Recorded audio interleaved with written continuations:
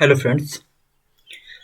आज हम मैथ का 2017 का ऑड अप्लाइड मैथमेटिक्स का part first electrical and electronics branch के लिए क्वेश्चन बैंक का हम सॉल्यूशन कर रहे हैं।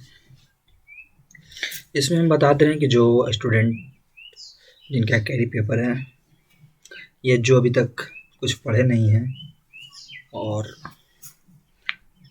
डायरेक्ट एग्ज़ाम का टाइम आ गया है, तो आप क्वेश्चन बैंक सॉल्यूशन कीजिए। एक एक हम स्टेप बाय स्टेप बताएंगे, आपको कहीं प्रॉब्लम नहीं होगी। थोड़ा ध्यान से देखिएगा और हम जहाँ तक समझाएंगे वहाँ तक समझना है और वहाँ तक क्वेश्चन को खुद से बनाना है। हम कहीं बोलेंगे कि इतना तक आप कर लीजिए, वीडियो को स्टॉप करके उतना क्वेश्चन बना लीजिए, तब आगे बढ़िएगा, ताकि आपको समझने के बाद खुद से जब बनाइएगा तो मतलब लगेगा कि हम क्वेश्चन खुद से सोल्व किए हैं। ठीक है, और खुद से करने पे रिमेंबर स्टेप ज़्यादा रहता है कि नहीं, यहाँ ये चीज़ था। ठीक है, चलिए तो हम 2017 के क्वेश्चन नंबर फर्स्ट ऑब्जेक्टिव जो है, ऑब्जेक्टिव में क्वेश्चन जो फर्स्ट है उसका देखते हैं। देखिए, इंटीग्रेशन से नहीं तो 5 ऑब्जेक्टिव जरूर रहता है, 5 से 6 ऑब्जेक्टिव। इससे ज़्यादा कर सकते हैं, इससे कम नहीं। चलिए, तो क्वेश्चन नंबर फर्स्ट आप देख रहे हैं क्या है, आप अपना 2017 के ऑड में देखिएगा। हम 3 सेट का सॉल्यूशन देंगे आपको, 3 सेट सॉल्यूशन देंगे। एक सेट आपके पास और रहेगा, उसका सॉल्यूशन खुद से कीजिएगा, तब आपको इम्प्रूव हो जाएगा। और जहाँ जहाँ अगर बुक से अगर नहीं पढ़े होंगे आप, हम वो चीज़ भी बताएंगे ताकि आपका क्लियर हो जाए। आपको मतलब 70 नंबर का एग्ज़ाम होता है, 70 में 30 नंबर ला सकते हैं, इतना ज़रूर आपको हम समझा देंगे, आप उतना कर सकते हैं।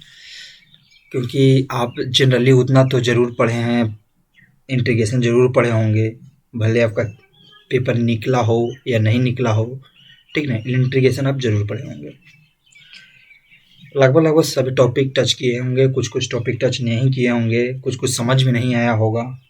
ठीक है, तो अब यहाँ क्वेश्चन बैंक के माध्यम से आपका सारा क्लियर हो जाएगा। ठीक है, तो अब देखिए क्वेश्चन हम फर्स्ट बना रहे हैं, आप इसको अच्छे से समझिएगा। देखिए, क्वेश्चन फर्स्ट एक इंटीग्रेशन का क्वेश्चन है, जिसमें क्या है, direct sec x into d x है इज इक्वल टू इतना।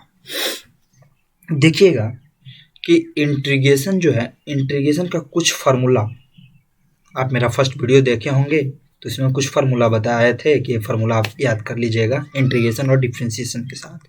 नहीं तो आप मेरा वीडियो देखिएगा कि जाके लेक्चर 1, वहाँ फार्मूला हम बताए हैं और कुछ बेसिक इंटीग्रेशन करवाए हैं। बेसिक इंटीग्रेशन आप जानते हैं। चलिए, तो हम अपना कुछ वीडियो में बताए थे, एक जगह हम प्रूफ करवाए थे कि sec x into d x. First जब लेक्चर देखिएगा उसमें इसका इंटीग्रेशन नहीं है। आप पढ़े होंगे, आपको याद भी होगा, नहीं पढ़े होंगे तो हम यहाँ बता देते हैं कि sec x into d x का एक क्या होता है, फार्मूला होता है। फार्मूला क्या होता है कि log sec x plus ten x या लॉग 10 पाई बटा 4 प्लस एक्स बाई 2 होता है। ये फार्मूला होता है। फर्स्ट मतलब जो जनरली फार्मूला पढ़े हैं, उसके बाद आपको 4 फार्मूला और याद करना होता है। सेक का याद करना होता है, टेन का याद करना होता है, कॉट का याद रखना होता है और कोसेक का। 4 फार्मूला एक्स्ट्रा होता है जो बेसिक में आगे बताया जाता है, क्योंकि इसको मेथड ऑफ बाई पार्ट से सोल्व करते हैं। ठीक ना, तो इसका अगर आपको प्रूफ चाहिए, याद रख लीजिएगा ये क्या है, फार्मूला है। हम एक वीडियो लेक्चर भी बनाए हैं इस पे, जहाँ हम फार्मूला को प्रूफ किए हैं। चलिए हम आगे आपको इसके दिखाते हैं। हम इसका प्रूविंग सेक्शन यहाँ पे रखे हैं। जिसे देखिएगा, 10 के क्या होता है, लॉग सेक एक्स। कॉट का क्या होता है, तो कॉट का यही देखिए प्रूफ कर दिया गया है। हम यहाँ नहीं बताएंगे प्रूफिंग, खाली देख लीजिएगा, अपने से अगर समझ जाइएगा तो ठीक है। लॉग साइन एक्स, यही सेक एक्स का है। सेक एक्स का भी यहाँ देखिएगा प्रूविंग क्या है, log sec x plus ten x. और दूसरा जो फार्मूला जाता है सेक एक्स का, वो ये इस तरह से प्रूव करके आता है। चलिए, तो अब याद रखिएगा कि लॉग सेक एक्स का जो होता है इंटीग्रेशन जो होता है क्या होता है, इतना होता है। तो आपका ऑप्शन में क्या है, ए वाला दिया हुआ है, तो आप याद रखिएगा ये आपका ये आंसर होगा, जो कि ऑप्शन नंबर है बी। चलिए ये तो आपको क्लियर हो गया होगा। एक जितना भी इंटीग्रेशन के क्वेश्चन रहता है फार्मूला बेस्ड रहता है। अगर आप फार्मूला इंटीग्रेशन का याद कर लेते हैं तो आप क्वेश्चन बना सकते हैं, इसलिए फार्मूला आप जरूर याद रखिएगा आप, ठीक ना, फार्मूला याद रखिएगा। चलिए क्वेश्चन नंबर सेकंड की ओर बढ़ते हैं। सेकंड नंबर है इस तरह का क्वेश्चन। तो इस तरह का क्वेश्चन आप प्रैक्टिस किए होंगे तो ध्यान में होगा, डायरेक्ट इंटीग्रेशन है। तो डायरेक्ट इंटीग्रेशन है तो देखिएगा कि इसका रूट का मतलब क्या होता है, 1/2। रूट का मतलब होता है क्या, 1/2। तो इसका मतलब क्या होगा कि x के पावर 1/2। अभी नीचे में है क्या, डिनोमिनेटर में है, तो ऊपर न्यूमरेटर में जाएगा तो क्या हो जाएगा, हम x के पावर -1/2। कर्सर जहाँ जहाँ जा रहा है देखते जाइएगा, ठीक है, dx। अब इसको क्या होता है, हम लोग इंटीग्रेशन का फार्मूला पढ़े हैं, x⁴n का फार्मूला पढ़े होंगे। तो क्या होता है, एक ऊपर में जोड़ देते हैं, फिर नीचे में वही टर्म में जोड़ देते हैं, तो n+1 और n+1। तो n+1 करेंगे, n+1 करेंगे तो क्या जाएगा, 1/2 1/2। तो x के पावर 1/2 है तो उसको रूट में लिख सकते हैं, तो √x। और ई जो 1/2 है तो ऊपर जाएगा तो 2 होगा, तो 2√x और प्लस क्या हो जाएगा, c होगा। देखिए यहाँ नहीं दिखाई दे रहा होगा, यहाँ पे c आप ऐड कर लीजिएगा और इसका ऑप्शन नंबर क्या हो जाएगा, आपका ए होगा, क्योंकि यह इंडिफिनिट था इसलिए आपके यहाँ सी होगा। चलिए क्वेश्चन नंबर थर्ड की ओर बढ़ते हैं। क्वेश्चन नंबर थर्ड ध्यान से सुनिएगा, हम अपना वीडियो में कुछ में बताए भी हैं, लेकिन यहाँ देखिएगा, अगर जो नहीं देखे होंगे तो। If f(x) is an even function, क्या कह रहा है कि f(x) मेरा क्या है, इवन फंक्शन है, देन इतना इज इक्वल टू। अब देखिएगा ये जो है क्वेश्चन है, प्रॉपर्टी है, एक क्वेश्चन ने डायरेक्ट एक फार्मूला है, और ये फार्मूला क्या है, प्रॉपर्टी बताया गया है, डिफिनिट का ये प्रॉपर्टी है। डिफिनिट के प्रॉपर्टी हम समझाए थे वहाँ, आपको याद होगा कि डिफिनिट के प्रॉपर्टी में हम बताए थे, कुछ डिफिनिट के प्रॉपर्टीज होता है, ठीक ना। तो कुछ डिफिनिट का प्रॉपर्टीज होता है, तो प्रॉपर्टीज क्या होता है कि अगर -a से a तक अगर कोई फंक्शन है और इज इक्वल टू पूछ रहा हो, तो अगर ये फंक्शन इवन रहता है तो वो 2 गुना हो जाता है, और कहाँ से स्टार्टिंग हो जाता है, 0 से a तक होता है, 2 × f(x) हो जाता है। अगर फंक्शन ऑड रहता है तो वो 0 हो जाता है। ध्यान दीजिएगा, यहाँ मेरा पूछा है क्या, इवन फंक्शन का, तो इसलिए इवन वाला में क्या हो जाता है, 2 गुना, इसलिए इसका ऑप्शन क्या होगा, बी। अगर ऑड फंक्शन है तो इसका क्या हो जाता है, 0। आपको हमें समझाए हैं वीडियो में, तो चलिए आप इसको क्लियर कर लीजिएगा, ठीक ना। चलिए इतना क्लियर करने के बाद अब आप आइए क्वेश्चन नंबर 4 में। क्वेश्चन नंबर 4 देखिए, ये क्या है, 0 से इंडिफिनिट। ये किस तरह का क्वेश्चन है, इंटीग्रेशन में लिमिट वाला है, लिमिट वाला है, यानी कि डिफिनिट इंटीग्रेशन है। तो डिफिनिट इंटीग्रेशन कहने का मतलब क्या है कि उसमें हम सी नहीं जोड़ते हैं, सी नहीं जोड़ते हैं। अब चलिए, तो डिफिनिट का है तो डिफिनिट का हम डायरेक्ट करते हैं। डिफिनिट का इंटीग्रेशन कोई इंडिफिनिट से अलग नहीं होता है, थोड़ा सा खाली चेंज रहता है कि लिमिट का वैल्यू पुट करके हमको आंसर निकालना रहता है। चलिए, तो हम लोग e⁻⁻x है, इंटीग्रेशन क्या है, e⁻⁻x। हम लोग फार्मूला पढ़े हैं कि e⁻x का इंटीग्रेशन क्या होता है, e⁻x ही होता है। डिफ्रेंसिएशन इंटीग्रेशन सेम होता है, तो e⁻x ही होता है। और देखिए इसका कोफिशिएंट x का क्या है, माइनस, तो -1 से हम क्या कर दिए, डिवाइड कर दिए। और लिमिट डिफिनिट में क्या हो जाता है, 0 से इंडिफिनिट तक लिमिट लगा दिए, कोई प्रॉब्लम नहीं। चलिए, तो माइनस आएगा तो माइनस यहाँ चल जाएगा, माइनस e⁻⁻x और 0 से इंडिफिनिट। अब इसका मतलब क्या होता है कि अपर लिमिट है, लोअर लिमिट होता है, तो पहले ये वाला वैल्यू पुट करते हैं और उसको फिर घटाते हैं या सब्ट्रैक्ट करते हैं फिर लोअर लिमिट से, ठीक है। यानी कि जैसे कि ये है, बी है, तो ए में से बी को घटाते हैं, तो कैसे, तो चलिए, तो माइनस आई अपर लिमिट क्या है, इंडिफिनिट, तो ये माइनस एक्स की जगह पे इंडिफिनिट रख दिए। फिर यहाँ क्या होगा, माइनस,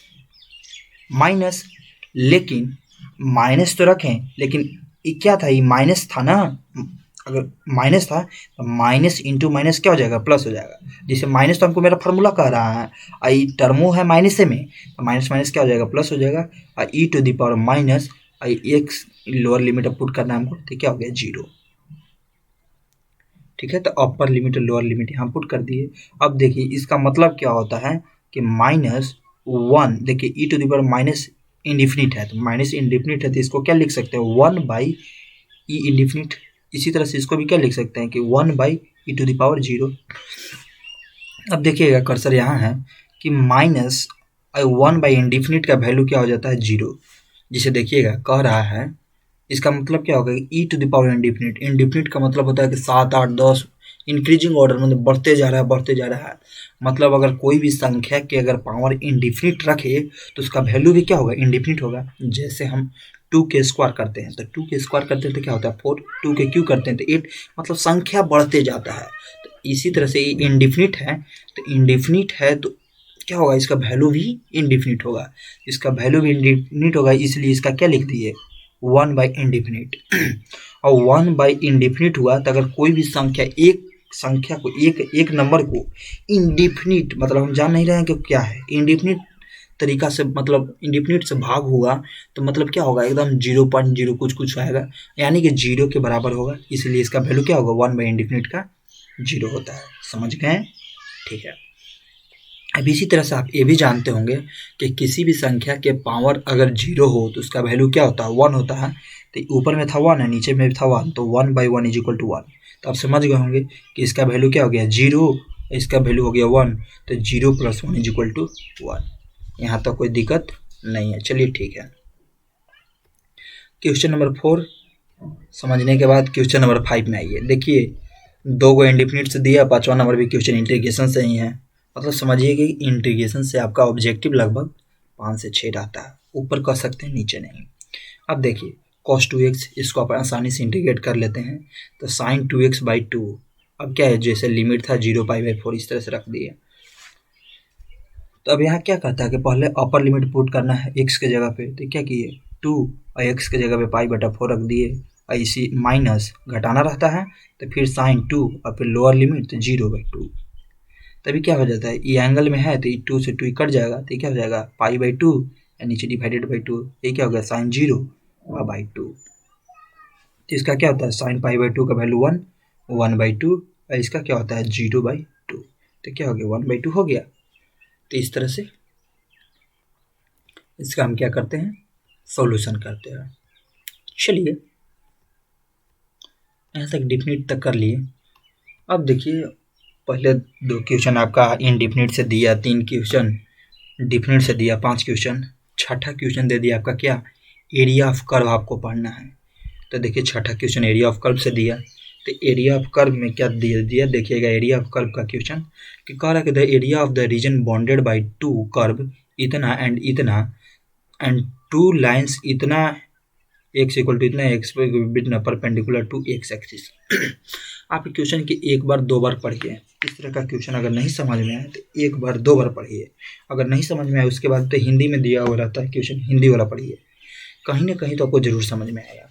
तो कह रहा है कि एरिया जो बना रहा है बॉन्डेड बाय रीजन, आप थ्योरी नहीं पढ़े हैं या पढ़े हैं तो कैरी पेपर वालों के लिए कह रहे हैं कि पढ़े होंगे तो शायद भूल गए होंगे, और जो तत्काल में पढ़ रहे हैं तो उनके लिए सही है पढ़े हैं।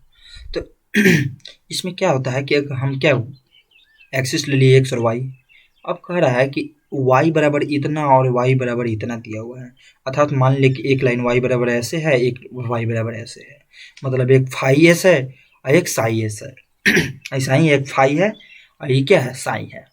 तो दोनों हम y एक्सिस पे लाइन ले लिए, क्योंकि देखिए अगर ये अथी नहीं ये बोला है एक्स स्क्वायर है y बराबर और नहीं मॉडुलस ऑफ x, क्योंकि सबका डायग्राम अलग अलग होता है, तो यहाँ कुछ नहीं है लीनियर है, इसलिए हम क्या ले लिए लीनियर ले लिए, लीनियर लाइन ले लिए। अब कह रहा है कि x से परपेंडिकुलर लाइन 2 गो है, एक a है एक b है, अर्थात x से a है और b से है, अर्थात हमको x से दे दिया कि x यहाँ हम y के फंक्शन लिखेंगे और लिमिट किसका डालेंगे a और b का। इन्हें एरिया बाउंडेड कहता है। एरिया बाउंडेड में क्या किए a और b कर दिए, लिमिट डाल दिए कि यहाँ से यहाँ तक हमको इसका एरिया निकालना है, जो भाग कट गया है मेरा वो इसी का एरिया निकालना है। तो इसको क्या किए कि इसको हमको एरिया निकालना है, तो यहाँ से यहाँ तक b है, क्या है b है, बी है, यहाँ से यहाँ तक बी है, तो बी में से अगर हम ए को घटा देते हैं तो इसका एरिया निकल जाएगा। यही होता है, बी में से ए घट गया मतलब अब अपर लिमिट ऊपर में और लोअर लिमिट नीचे में। यहाँ क्या था, ये ऊपर में क्या जाएगा, फाई वाला टर्म ऊपर और साई वाला टर्म नीचे घटा दिए, तो यही आपका क्या हो जाएगा, आंसर हो जाएगा। ठीक है, तो आप क्वेश्चन नंबर 6 तक समझ गए होंगे। क्वेश्चन नंबर 6 तक आप कर लीजिए। ठीक है,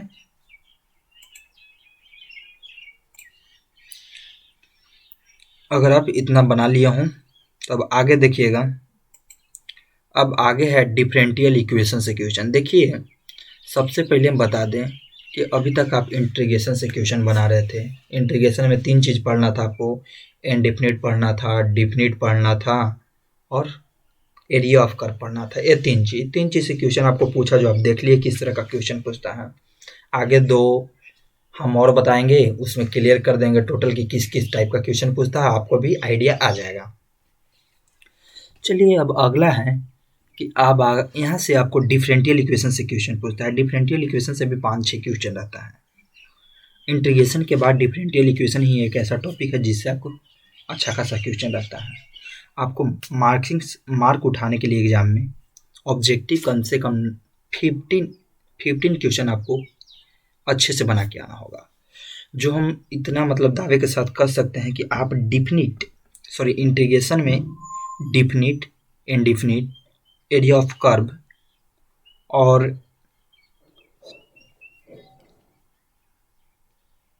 डिफरेंशियल इक्वेशन का लगभग क्वेश्चन बना लीजिएगा। कुछ क्वेश्चन आपको कहीं प्रॉब्लम होगा, ठीक ना, शायद 1-2 क्वेश्चन अलग हट के रहता है एग्जाम में, उसके लिए नहीं कर सकते हैं, लेकिन आप 15 क्वेश्चन मेरे दावे के अनुसार बना सकते हैं। और जो थ्योरी बनाइएगा तो उसमें से ऐसा नहीं है कि 15 नंबर आप नहीं ला पाइएगा, 15 नंबर वहाँ से भी कहीं ना कहीं से आ ही जाएगा। चलिए देखते हैं, पूरा अगर तीनों सेट बना लेते हैं तो ज़रूर है कि आपका उतना नंबर आ जाएगा। चलिए देखिए, यहाँ एक डिफरेंशियल इक्वेशन का स्टार्टिंग टॉपिक है। डिफरेंशियल इक्वेशन देखिए, हम आपको पढ़ाए नहीं हैं, बताए नहीं हैं। आप अगर पहले पढ़े हैं तो ठीक, नहीं पढ़े हैं तो सुनिएगा मेरे बात अच्छे से। डिफरेंशियल इक्वेशन में 4-5 टॉपिक हैं। अगर हमको जहाँ जहाँ जो टॉपिक का ज़रूरत पड़ेगा, हम वहाँ आपको टॉपिक बोलेंगे कि आप बना लीजिए, ठीक ना। मतलब हम ये जो वीडियो के माध्यम से ही हम आपसे कुछ कहीं क्वेश्चन बुक सॉल्व भी करवाएंगे और क्लियर करवाएंगे, नहीं कि हम केवल क्वेश्चन बैंक सॉल्व करवाएंगे, नहीं, वहाँ भी हम बताएंगे कि वहाँ जाके क्वेश्चन बना लीजिए। चलिए, तो अब आता है order and degree of the differential equation. अब देखिए, आप पढ़े होंगे ऑर्डर एंड डिग्री, सुने होंगे कि ऑर्डर एंड डिग्री, अगर नहीं याद होगा तो हम चलिए यहाँ बताते हैं। पहले क्वेश्चन हम नहीं बताएंगे, पहले हम क्वेश्चन थ्योरी बताते हैं। यहाँ पे देखिए कि थ्योरी बताता है कि ऑर्डर होता क्या है। ऑर्डर होता है क्या कि highest order derivative. Highest order derivative कहें कि मतलब कोई भी कि जिसको डिफ्रेंशिएट कर रहे हैं, मतलब कितना बार डिफ्रेंशिएट किए, उसी को कहते हैं ऑर्डर।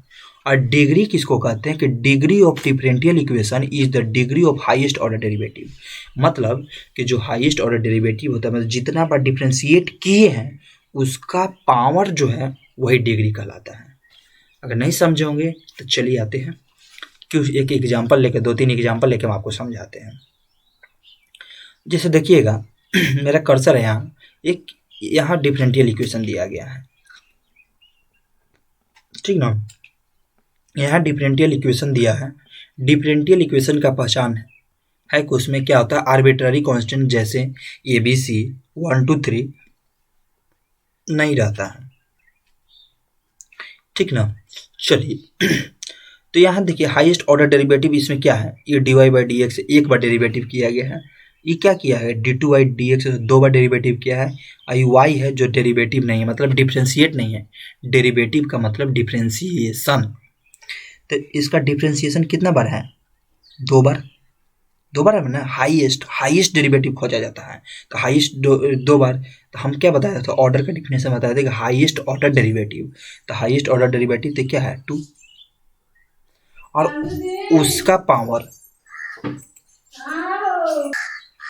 और डिग्री का डिफ्रेंसिएशन क्या होता है कि इसका जो डेरिवेटिव हुआ हाईएस्ट डेरिवेटिव वाला क्या हो टू, और इसका जो पावर रहता है, इसका पावर मतलब इस वही क्या कहलाता है डिग्री। तो इसका पावर क्या है, कुछ पावर दिखाई नहीं दे रहा है अर्थात साइलेंट है क्या 1, तो इसका डिग्री क्या हो गया 1। समझ गए। चलिए डिग्री क्या होता है, ऑर्डर क्या होता है, समझ गए। चलिए अगर नहीं समझे होंगे तो आगे और क्वेश्चन हम बताएंगे, समझ में आ जाएगा। देखिए कुछ हम सिंबल बताते हैं आपको, कुछ सिंबल बताते हैं जिसे कहीं कहीं बुक क्वेश्चन दे दिया अगर तो वहाँ फंसिएगा नहीं, इसलिए बता देते हैं। जैसे देखिए y या नीचे में 1 लिखा हुआ है या y को ऊपर 1 है इस या dy बाई डी एक्स, ये तीनों का मतलब एक ही होता है कि एक बार डिफ्रेंशिएट किया गया है, ठीक ना या ठीक है। फिर इसका देखिए नीचे में y2 या y डबल डैश या d2y by d x square. देखिए डेरिवेटिव ऐसा नहीं होता है, डेरिवेटिव होता है कि d के स्क्वायर तो नीचे नीचे एक्स स्क्वायर, डेरिवेटिव ऐसे ही लिखा जाता है। कभी भी ऐसा ना देख लीजिएगा कि dy बाई डी एक्स का होल स्क्वायर हो गया उसको डेरिवेटिव पढ़ेंगे, नहीं, उसका फिर डिग्री हो जाएगा ऊपर में, डेरिवेटिव इसी तरह से रहता है। फिर यही देखिएगा 3 टर्म वाला डेरिवेटिव y3 y पे 3 को power d3 by d y d x 3। समझ गए हैं तो डेरिवेटिव क्या होता है। चलिए अगला में एक क्वेश्चन और लेते हैं, यहाँ से आप समझिएगा। अगर इस तरह से पूछेगा, यहाँ पूछेगा कि ऑर्डर एंड डिग्री क्या है, तो ऑर्डर एंड डिग्री क्या है, तो अगर यहाँ देखिएगा क्या रे यहाँ तो d y by d x के रूप में एक है ही नहीं, तो आपको तो और लगेगा कि शौक लगेगा कि वाह हम करें इसमें क्या, तो नहीं देखिए है एक टर्म है आपका डी एक्स का, एक टर्म है डी वाई का, है ना। तो यहाँ से आप d y by d x, जरूरी नहीं है कि सब चीज़ आपका एकदम डायरेक्ट दिखाई दे, दिखाई नहीं देता है, इसलिए कहीं न कहीं से उसको लाना पड़ता है, लाना पड़ता है। तो देखिएगा तो इसको क्या किए कि हम ये माइनस वाला टर्म ये देखिए प्लस में है, तो एक वो टर्म जो है हम इसको इस साइड ले चले जाते हैं, मतलब डी एक्स वाला टर्म को हम इस साइड ले चल जाएंगे तो क्या हो जाएगा माइनस में, तो माइनस में हो जाएगा। तो अब देखिएगा इधर हो गया क्या डी वाई और इधर क्या हो गया minus root under 1 minus x square d x, उस साइड ले जाइएगा अपोजिट तो हो जाएगा ना, हो जाएगा। तो अब उसको क्या कर सकते हैं कि एक्स वाला टर्म तो है ही है वहाँ, तो d y by d x लिखने के लिए मल्टीप्लाई में है तो इसको d y by d x करेंगे और इसको क्या कर देंगे रूट वहाँ जो है ऊपर में और यहाँ वाला से जो है डी वाई के जो मल्टीप्लाई में उसको डिवाइड कर देंगे, कर दिए। तो अब हमको इससे मतलब तो नहीं है, अब हमको मतलब है क्या हाईएस्ट ऑर्डर डेरिवेटिव से, जिसको ऑर्डर हाईएस्ट ऑर्डर डेरिवेटिव कितना है, डिफ्रेंसिएशन एक ही बार किया गया है जिसका ऑर्डर क्या है एक, और डिग्री क्या होगा तो 1 ही, क्योंकि इसका हाईएस्ट पावर भी 1 है, पावर भी 1 है, तो ये क्या हो गया ऑर्डर और डिग्री 1 1। समझ गए, समझ गए हैं। चलिए अब एक बात और देखिए, आपके एग्जाम्पल हम थर्ड लेते हैं, 2 एग्जाम्पल लिए, हम 4 एग्जाम्पल लेके इसको हम आपको समझा देंगे। चलिए x plus 2 sine x d y by d x और d y by d x. तो देखिएगा इस तरह का क्वेश्चन में देखिएगा सिंपली है, लेकिन यहाँ एंगल में d y by d x है, तो डेरिवेटिव कहीं भी दिया हुआ हो, डेरिवेटिव बात मेरा सुनिएगा ध्यान से, डेरिवेटिव कहीं भी दिया हुआ हो उसका ऑर्डर हम ले लेंगे, लेकिन डिग्री साइन के टर्म में अगर लॉग में d y by d x हो तो वहाँ डिग्री डिफाइन नहीं होता है, नॉट डिफाइन होता है। कहाँ, जितना भी ट्रिगोमेट्रिक फंक्शन हो गया साइन कॉस टेन जितना भी आ जाए, याद रखिएगा मेमोराइज कर लीजिएगा कि जितना भी साइन कॉस टेन जितना भी आ जाए वहाँ मेरा डिग्री डिफाइन नहीं होता है। लेकिन अगर उसके अंदर अगर यहाँ अगर रहता मेरा d two y by d x square, तो हम ऑर्डर लेते क्या लेते 2 लेते हैं।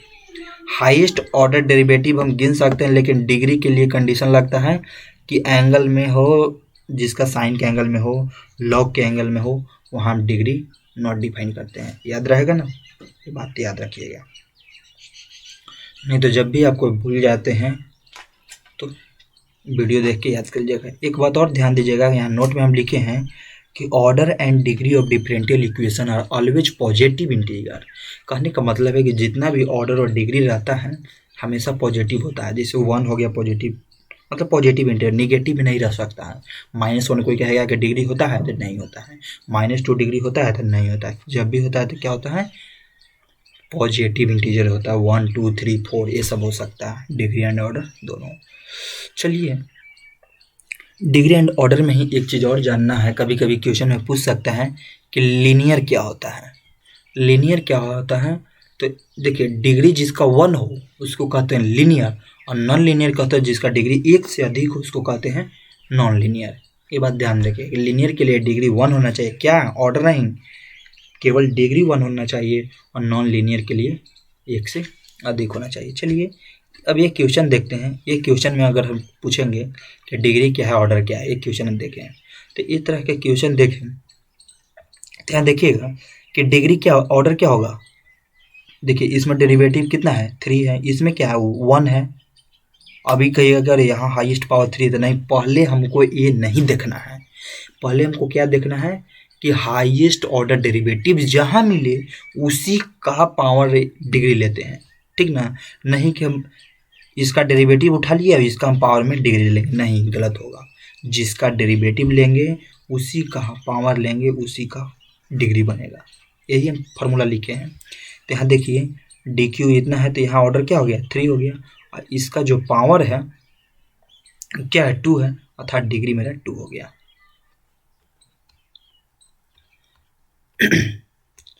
ठीक है। अब जो क्वेश्चन नंबर आपका 8 था उसी का हम सॉल्यूशन किए हैं, तो उसका सॉल्यूशन किए हैं तो देखिएगा एक साइड था तो हम उसको क्या किए कि एक साइड था तो इस तरह का जब भी रूट वाला क्वेश्चन रहेगा डिग्री वाला सॉल्यूशन रहेगा, तो जब भी रूट वाला क्वेश्चन रहेगा तो आपको सबसे पहले काम करना है कि रूट को हटाना होगा। बिना रूट हटाए आप इसका डिग्री एंड ऑर्डर गलती निकालिएगा, सही नहीं निकलेगा। 90% चांस है कि सही नहीं निकलेगा, इसलिए सबसे पहले क्या करना होगा आपको रूट हटाना होगा, ठीक ना, क्योंकि रूट के कारण आपको डिग्री डिफाइन करने में प्रॉब्लम होगा। तो इसलिए ये रूट को हटाने के लिए आपको क्या करना होगा कि देखिएगा कि रूट है तो रूट का वैल्यू क्या होता है 1/2, अर्थात ऊपर में 2 से मल्टीप्लाई करेंगे तो 2 2 कैंसिल हो जाएगा, अर्थात तो 1 आ जाएगा तो रूट हट जाएगा। जैसे देखिएगा 1/2 होता है और 2 से मल्टीप्लाई करेंगे अर्थात 2/2, अर्थात 2 से मल्टीप्लाई करने के लिए हमको क्या करना होगा कि दोनों साइड बोथ साइड स्क्वायर करना होगा। इधर भी स्क्वायर करेंगे तो इधर क्या हो जाएगा d2y, या इसको होल स्क्वायर करना होगा क्योंकि हम इसको स्क्वायर कर रहे हैं ना, तो होल स्क्वायर हो गया। और इधर क्या होगा जब सॉल्यूशन करेंगे तो माइनस के स्क्वायर करेंगे तो क्या हो गया प्लस, ये क्या बचा रूट हट गया, 1/2 से 2 2 कट गया तो क्या हो गया रूट हट गया। अब देखिएगा अब आपको यहाँ से क्लियर हो गया कि एकदम ऑर्डर एंड डिग्री डिफाइन करने में अब कोई झंझट नहीं है, ठीक है। तो कोई झंझट नहीं है, हाईएस्ट ऑर्डर डेरिवेटिव कितना है 2, और ऑर्डर कितना हो गया 2। इस अगर डायरेक्ट आपको यहाँ सोच रहे थे तो यहाँ क्या होता है हाईएस्ट ऑर्डर डेरिवेटिव यहाँ मिल गया तो 2 था, और ऑर्डर आप यहाँ लिख देते क्या हो जाता है तो 1 हो जाता। तो इसलिए गलती होगा जब भी रूट वाला क्वेश्चन आए तो आप क्या कीजिएगा पहले रूट को हटाइएगा। चलिए आप वीडियो पॉज कीजिए, पॉज करने के बाद आप क्वेश्चन नंबर 8 बनाइए। क्वेश्चन नंबर 8 बनाने के बाद जितना हम थ्योरी लिखवाए हैं आप यहीं क्वेश्चन बैंक जहाँ बना रहे हैं जिस कॉपी पे बना रहे हैं वहीं पे वो था सारा थ्योरी लिख दीजिए। वीडियो को फिर से पीछे जाइए, भगा भगा के देख लिए समझ लिए हैं तो भगा भगा के और जहाँ जहाँ लिखना है उसको लिख लीजिए नोट डाउन करके। और नोट डाउन करने के बाद आपके पास जो भी बुक होगा उस बुक से यहीं पे 4 या 5 रैंडमली कहीं से क्वेश्चन उठा के आप डिग्री और ऑर्डर का क्वेश्चन बना लीजिए, ताकि यहाँ आपको क्लियर हो जाएगा, ठीक ना, ये ताकि यहाँ आपको क्लियर हो जाएगा कि डिग्री और ऑर्डर का प्रॉब्लम से आगे मतलब प्रॉब्लम फेस नहीं करना होगा, डायरेक्ट आप बना लीजिएगा। एक ही सेट में आपको टाइम ज़्यादा लगेगा समझाने में, बाकी अगला सेट से आप खुद कर लीजिएगा। डिग्री एंड ऑर्डर से हमेशा 2 क्वेश्चन ऑब्जेक्टिव आता है, इसलिए एक गलती कभी नहीं करना है। इसलिए हम बोल रहे हैं कि 5 क्वेश्चन जाके रैंडमली पीछे प्रैक्टिस कर लीजिएगा, और जब भी क्वेश्चन में आएगा हम वहाँ तो समझाएंगे ही। चलिए इतना बना करने के बाद अब आइएगा क्वेश्चन नंबर 9 में। क्वेश्चन नंबर 9 में जाइएगा तो कह रहा है कि the differential equation of the curve इतना इज। देखिए बताए थे डिफरेंशियल इक्वेशन में पढ़ना है हमको पहले डिग्री एंड ऑर्डर, उसके बाद इसका मतलब है देखिए ये पूछ रहा है कि एक इक्वेशन दे दिया, उसका डिफरेंशियल इक्वेशन ज्ञात करना है। डिफरेंशियल इक्वेशन का मतलब होता है कि जितना आर्बिट्ररी कांस्टेंट है उसको डिफरेंशिएट कर करके हटाना। देखिए, जितना भी डिफरेंशियल इक्वेशन है उसको डिफरेंशिएट कर करके हटाना, उसी को कहते हैं। उस टॉपिक को हम लोग को पढ़ना है, formation of differential equation. Differential equation में देखिए पढ़ना क्या क्या है, आपको 4-5 टॉपिक पढ़ना रहता है। जैसे पढ़ना है पहले degree and order, formation of differential equation जिसका क्वेश्चन ए है, इसी तरह का क्वेश्चन आएगा। फिर वेरिएबल सेपरेबल मेथड पढ़ना है, फिर होमोजीनियस मेथड पढ़ना है, फिर लीनियर डिफरेंशियल इक्वेशन पढ़ना है। तो हम आपको टोटल क्वेश्चन के साथ ही हम क्लियर करवाएंगे, आपको कोई टेंशन लेना नहीं है। यहाँ देखिएगा वेरिएबल सेपरेबल क्या है, यहाँ फॉर्मेशन करना है। क्या करना है, फॉर्मेशन। आप इक्वेशन बनाइएगा तो यहाँ ब्रैकेट में आप केवल लिख दीजिएगा कि क्या है, फॉर्मेशन ऑफ डिफरेंशियल इक्वेशन है। चलिए, तो फॉर्मेशन ऑफ डिफरेंशियल इक्वेशन में करना क्या रहता है, जैसे इस तरह का क्वेश्चन देखिए, ध्यान से इसको पढ़ लीजिए कि the differential equation of the curve is इतना इज इक्वल टू क्या। तो देखिए कर्व दिया हुआ है, इसका डिफरेंशियल इक्वेशन हमको निकालना है। तो डिफरेंशियल इक्वेशन का मतलब क्या है कि ये जो आर्बिट्ररी कांस्टेंट दिया हुआ रहता है उसको हटाना रहता है। तो हटाएंगे कैसे, डिफरेंशिएट करके। तो डिफरेंशिएट करके तो dx²/dx, फिर इसका y वाला करना है, x के रिस्पेक्ट में डिफरेंशिएट किए तो ये क्या हो गया, dy²। तो किसके रिस्पेक्ट में करेंगे, dy, और फिर dy को क्या करेंगे, dx। डिफरेंशिएट करने तो आता है ना, dA² dx। चलिए, तो इसका क्या हो जाएगा, 2 और x हो जाएगा, x⁴ से डिफ्रेंसिएशन से यहाँ तो कोई प्रॉब्लम नहीं। फिर प्लस 2 और ये क्या हो जाएगा, x, वही ना y⁴ है, तो वही फार्मूला लगेगा जो हम x⁴ का फार्मूला होता है। तो 2y, आई क्या हो गया, dy/dx। ये देखिए अब कॉन्स्ट आर्बिट्ररी है तो ये कांस्टेंट टर्म है, a के स्क्वायर कांस्टेंट टर्म है, तो एक के बारे में क्या हो गया, 0 हो गया। अतः तब हमको यहाँ एक के बार डिफ्रेंशिएट करना होगा। तो 2 यहाँ से क्या ले लिए, कॉमन ले लिए, तो क्या हो जाएगा x+y, और 2 कॉमन लिए तो इसको 0 के पास भेजेंगे तो डिवाइड में जाएगा तो क्या हो जाएगा, 0। तो x+y × dy/dx = 0, ये आपका क्या हो जाएगा, आंसर हो जाएगा। चलिए, तो आप इक्वेशन समझ लिए, वीडियो पॉज कीजिए, खुद से बनाइए, गलती नहीं कीजिएगा, खुद से बनाइए। चलिए, अब क्वेश्चन नंबर 10 की ओर बढ़ते हैं। अब इसमें क्या है, the differential equation of the first order and first degree. अब आपको यहाँ एक क्वेश्चन दे दिया था, क्वेश्चन नंबर 10 अब देखिएगा, वहाँ आप ऑप्शन देखिएगा, उसमें से आपको एक पहचानने के लिए दिया हुआ कि इसमें first order and first degree का कौन सा है। तो अब जाइएगा देखिएगा, हम ऑर्डर एंड डिग्री इतना समझा दी, आपको प्रैक्टिस करने के लिए दे दिए, इसीलिए कह रहा था डिफरेंट ऑर्डर एंड डिग्री से 2 क्वेश्चन आता है। अब यहाँ पहचानिएगा तो सब में से कोई में नहीं मिलेगा कि जो जिसका डिग्री 1 हो और ऑर्डर भी 1 हो। जैसे आप अपना क्वेश्चन बैंक अगर खोले हैं तो वहाँ पर अगर जाइएगा 10 नंबर क्वेश्चन में तो देख लीजिएगा, हम यहाँ पे बोलते जाते हैं, आप सुनते जाइएगा। क्वेश्चन नंबर 10 में क्या है कि जैसे पहिलका के देखिएगा कि वहाँ क्या है, पावर 2 है तो यहाँ डिग्री 2 हो गया। फिर दूसरा क्या कि देखिए ऑर्डर 2 है तो इसमें किसी का नहीं है। तो एक यही क्वेश्चन जो हमको बचा था कि dy/dx, तो इसको क्या किए कि dy को इधर ले आए, इतना हो गया dy = -dx। तब इसको क्या किए कि इधर हो गया, अब इधर से हम इसको तो डिवाइड में ला सकते हैं, तो डिवाइड में ला सकते हैं, तो dy/dx, इधर क्या बच गया, -1, इधर लेके आ गए प्लस, तो यहाँ क्या हो गया, 1 ऑर्डर एंड डिग्री 1 हो गया ना, समझ गए। नहीं तो इसका एक और उपाय था आपको ऐसे करने का कि dx से डिवाइड कर देते हैं, dx से डिवाइड कर देते क्या हो जाता है, dy/dx, dx कट के 1 आ जाता है, 0 से dx का डिवाइड करते हैं तो 0। तो फाइनली इस तरह से सॉल्यूशन कीजिए, उस तरह से सॉल्यूशन कीजिए, आ गया। चलिए, तो आप इसको समझ गए। चलिए, क्वेश्चन नंबर 11, क्वेश्चन नंबर 11 है। चलिए, इसको आप बना लीजिए, क्वेश्चन नंबर 10 बना लीजिए, वीडियो स्टॉप करके बना लीजिए। चलिए, क्वेश्चन नंबर 11 आइए। क्वेश्चन नंबर 11 पढ़िए, कह रहा है कि the integrating factor of the differential equation इतना। देखिए, जहाँ भी आपको इंटीग्रेटिंग फैक्टर पूछे, जहाँ भी पूछे तो देखिए इंटीग्रेटिंग फैक्टर निकालने के लिए भी क्वेश्चन है डिफरेंशियल इक्वेशन का ही पूछेगा, ऐसा ही क्वेश्चन ऑब्जेक्टिव में पूछता है, इसलिए ये मेथड को याद रखिएगा। देखिए, इंटीग्रेटिंग फैक्टर निकालना है, आपको पढ़ना है लीनियर डिफरेंशियल इक्वेशन, जहाँ पढ़िएगा लीनियर या होमोजीनियस, जहाँ हम बताएंगे आगे, लेकिन यहाँ हम केवल इंटीग्रेटिंग फैक्टर निकालने के लिए बता रहे हैं।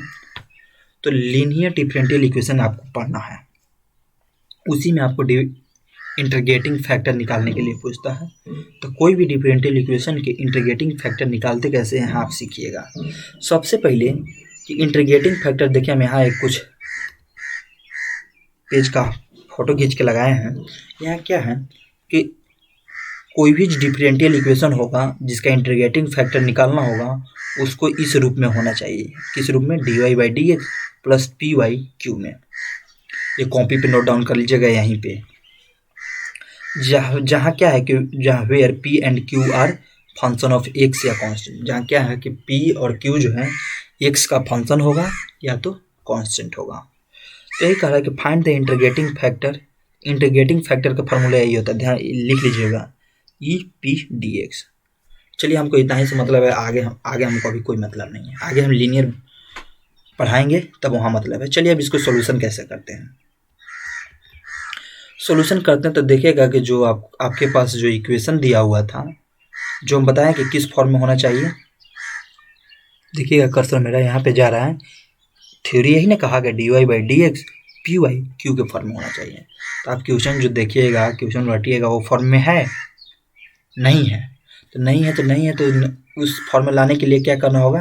तो आप जब क्वेश्चन देखिएगा हम क्वेश्चन के पास ले चलते हैं। क्वेश्चन आप जो देखिएगा, इसको मैं अगर 1 से डिवाइड करते हैं तो मेरा ये हट जाएगा, तो सारा मामला मेरा क्लियर हो जाएगा। देखिएगा कहीं ना कहीं इसी तरह का क्वेश्चन आपको रहेगा कि क्या चीज़ से डिवाइड करें वो हट जाए और मेरा उस फॉर्म में बन जाए। वो फॉर्म में आपको बनाना है। चलिए, तो उस फॉर्म में बन जाए तो हमको किस चीज़ से डिवाइड करना हुआ? x से। तो x से डिवाइड किया तो हट गया, यहाँ क्या हो गया 3y/x, x काटा था, मेरा क्या बचा 1। तो इस फॉर्म में आ गया। तो इंटीग्रेटिंग फैक्टर का फॉर्मूला क्या बताए थे कि e/p/dx।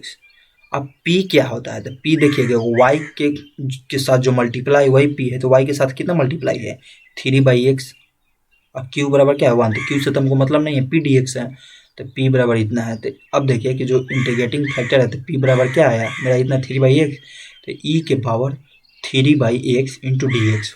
तो अभी 3/x इंटू dx का हमको क्या करना है? इंटीग्रेट करना है। तो e के अभी तो छोड़ देंगे, 3 जो है बाहर निकाल दिए, इंटीग्रेशन 1/x dx।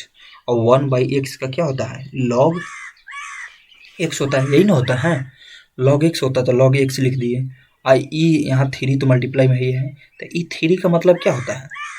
e3 का मतलब होता है कि इस पर पावर चक जाता है, अर्थात log x हो जाएगा। अगर यहाँ नहीं समझ रहे होंगे तो आप यहाँ जाइए, यहाँ आइएगा, देखिएगा आप पढ़े होंगे कि log का जब फार्मूला पढ़े होंगे तो log x⁴ n बराबर लिखते थे, फार्मूला क्या? n into log x। तो वही काम किए हैं, n इंटू log x था, तो इसको क्या किए 3 को ऊपर ले चले गए, ताकि इस तरह का बन गया। अब इस तरह का बन गया तो अब देखिएगा कि जब बेस यहाँ भी e है, यहाँ भी e है, तो आप इंटीग्रेशन बना रहे होंगे या कहीं और पढ़े होंगे कि e और log e इस तरह का रहता है फार्मूला, तो वहाँ क्या वैल्यू होता है? x होता है। तो यहाँ e सेम है, तो क्या है यहाँ आ गया x³ आ गया। यही मेरा इंटीग्रेटिंग फैक्टर ज्ञात हो गया। इंटीग्रेटिंग फैक्टर बराबर क्या गया? x³। इसी तरह से आपका आंसर वहाँ गलत दिया हुआ है, तो आप देख लीजिएगा क्या हो जाएगा, x³। चलिए क्वेश्चन के बना लीजिए। देखिए क्वेश्चन नंबर 11 वो क्वेश्चन जो है इंटीग्रेशन से, मतलब डिफरेंशियल इक्वेशन मिला के 11 क्वेश्चन। अब 11 को के बाद आता है लैप्लास। लैप्लास से भी जो क्वेश्चन आता है टोटल फार्मूला बेस्ड आता है। आप पढ़े होंगे, खाली आप जितना जो लैप्लास का फार्मूला होता है, कुछ तो फार्मूला आप जहाँ यूज कीजिएगा वहाँ आपको याद हो जाएगा। एक बार आप फार्मूला यहीं पे पहले क्वेश्चन बनाने से पहले एक बार फार्मूला जो आपके पास होगा देख लीजिए, याद कर लीजिए, और नहीं तो नहीं होगा अगर आपके पास, देखिए हम यहाँ एक दिखा देते हैं, एक बार आप फार्मूला लिख लीजिए और थोड़ा सा एक बार ध्यान से फार्मूला पढ़ लीजिए, वीडियो पॉज कर करके लिख लीजिए। चलिए लिख लीजिएगा। चलिए फार्मूला अब आप लिख लिए होंगे, तो अब आते हैं क्वेश्चन की ओर। क्वेश्चन नंबर 12 तो 12 में क्या पूछ रहा है? The Laplace transformation of 1 date is L1। L का मतलब होता है लैप्लास। इसी तरह से ब्रैकेट, स्मॉल ब्रैकेट या कभी कभी करली ब्रैकेट में डाला जाता है, या कभी कभी बिग ब्रैकेट में भी कहीं कहीं डालता है। तो पूछ रहा है कि लैप्लास ट्रांसफॉर्मेशन एक का क्या होता है, तो एक का क्या होता है फिर एस इज इक्वल टू 0, तो एक का डायरेक्ट आप फार्मूला देखिएगा तो 1/s होता है। आपका जो बुक में आंसर दिया हुआ, क्वेश्चन बैंक में आंसर दिया हुआ गलत दिया हुआ है, आपको डायरेक्ट फार्मूला 1 का क्या होता है 1/s होता है। इसी तरह से पूछ दिया कि साइन 80 का क्या होता है, देखिए केवल खाली फार्मूला पूछता है। लैप्लास ट्रांसफॉर्मेशन में फार्मूला बेस्ड ही क्वेश्चन रहता है। इसका साइन 80 का क्या हो गया, a/s² प्लस a²। आप फार्मूला पढ़े होंगे तो वहाँ से देख लीजिएगा। चलिए यहाँ तो फार्मूला हम बताए थे। चलिए फार्मूला के बाद आप क्वेश्चन नंबर अब 14 देखिए। क्वेश्चन नंबर 14 में पूछ दिया है कि Laplace transformation of e⁻⁻40 is equal to, तो देखिए e⁻40, तो आप लैप्लास ट्रांसफॉर्मेशन में जाइएगा, अगर फार्मूला याद होगा तो e⁻80 बराबर क्या होता है 1/s - a होता है। तो 1/s - a होता है, तो s - a होता है, तो अब देखिएगा यही फार्मूला लगेगा, तो e⁻40 है तो 1/s और a की जगह पर क्या है -4, तो माइनस माइनस +4। देखिए कितना फार्मूला बेस्ड क्वेश्चन पूछा है। फार्मूला बेस्ड क्वेश्चन कितना पूछा है, एकदम लैप्लास में जितना भी पूछता है फार्मूला बेस्ड ही क्वेश्चन पूछता है, इसलिए लैप्लास से डरना नहीं है, ठीक है कि लैप्लास हम नहीं पढ़े हैं। ये ऑब्जेक्टिव क्वेश्चन सारा इसी तरह से रहता है लैप्लास में। अब देखिएगा कि यहाँ पे आइएगा कि क्वेश्चन नंबर 15 आप पढ़िएगा कि लैप्लास f(t) f(s) देन इतना। देखिए ये जो है ना, थोड़ा सा इसका सॉल्यूशन कीजिएगा तो थोड़ा सा लॉन्ग जाएगा, तो हम इसमें कुछ नहीं कि ये करेंगे बताएंगे। ये जो है एक मतलब इन्वर्स में प्रॉपर्टी है, प्रॉपर्टी को प्रूव करना है, वहीं से इसका s-1 का प्रॉपर्टी है, तो ये खाली आप यहीं रिमेंबर कर लीजिए। हम प्रॉपर्टी इसको प्रूव करके नहीं बताएंगे, ये ज़्यादा इंपॉर्टेंट नहीं है, क्योंकि मेरे पास टाइम नहीं है कि हम प्रूव कर करके समझाते रहे, और आपके पास भी नहीं है, एग्ज़ाम है आपका 26 को। तो चलिए f(s-a) है, इसका याद कर लीजिएगा, इस तरह के बढ़िया से पढ़ लीजिए, क्योंकि यू भी करके बनाया जाता है, जिसको शिफ्टिंग फार्मूला से इसको प्रूफ करते हैं। चलिए क्वेश्चन नंबर आप देखिएगा 15 के बाद 16 में जो होता है, कह रहा है कि the Fourier series of an odd periodic function contains. देखिए फॉरियर सीरीज के जब आप थ्योरी पढ़े होंगे या कहीं लिखे होंगे थ्योरी, तो ठीक है उसको पढ़ लीजिएगा, और नहीं तो यहाँ बता देते हैं कि ऑड पीरियडिक फंक्शन में केवल साइन टर्म होता है। यहाँ याद रखिएगा कि जहाँ भी ऑड पीरियडिक फंक्शन की बात करें वहाँ केवल क्या होता है साइन टर्म रखता है, बाकी में साइन को सब रखता है। जनरल फार्मूला जब फॉरियर सीरीज का आगे क्वेश्चन में बनाइएगा सब्जेक्टिव क्वेश्चन में, तो वहाँ आपको एक क्लियर हो जाएगा, ठीक ना। जहाँ ऑड आता है वहाँ क्या साइन आता है, बाकी सब जगह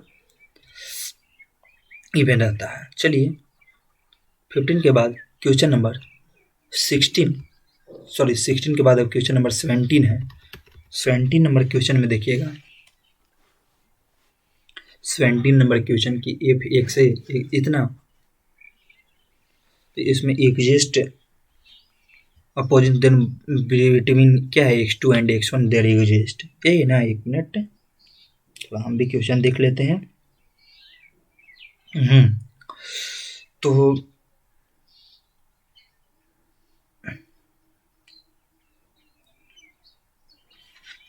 इसको देखिए, थोड़ा ध्यान रखिएगा, ये थ्योरी ही है, आप पढ़िएगा, आगे सब्जेक्टिव क्वेश्चन जहाँ जहाँ आएगा वहाँ से कुछ ऑब्जेक्टिव क्लियर वहीं से होता है। तो यहाँ से आपको 17 से लेके 20 तक क्वेश्चन जो है एकदम, अभी हम आपको कोई थ्योरी पढ़ाए नहीं, इसलिए आगे जब क्वेश्चन बनाइएगा तो क्लियर होगा, नहीं तो जो पढ़ लिए हैं वो एक बार नज़र देखिएगा तो आपको याद आ जाएगा। जैसे क्वेश्चन नंबर 17 है, उसका आंसर एटलीस्ट 1 रूट होगा, ठीक है। क्वेश्चन नंबर 18 भी है, जब रूट निकालिएगा, रूट निकालने के लिए जो है जो भी मेथड पढ़ना है, गॉस एलिमिनेशन, जो कॉबी न्यूटन, वहीं से समझ में आएगा। क्वेश्चन नंबर 19 भी देखिएगा, बुक निकाल के देखिएगा, वहीं से क्वेश्चन नंबर 19 भी क्लियर होगा। क्वेश्चन नंबर 19 भी वहीं थ्योरी से कंप्लीट होगा, और क्वेश्चन नंबर 20 भी वहीं से कंप्लीट होगा, क्योंकि हम थ्योरी इधर नहीं बताएं, इसलिए मैं आप नहीं बताएंगे। आप क्वेश्चन बैंक देखिए, वहीं आंसर देखिए, अभी तक वहीं ठीक है ना, थ्योरी पढ़ने में तो सही है, आगे क्वेश्चन बनाइएगा तो ये आपका ऑब्जेक्टिव क्लियर हो जाएगा, मेरा गारंटी है। चलिए तो थैंक यू, इस वीडियो लेक्चर में इतना ही। अब आगे हम सब्जेक्टिव बताएंगे अगले पार्ट में।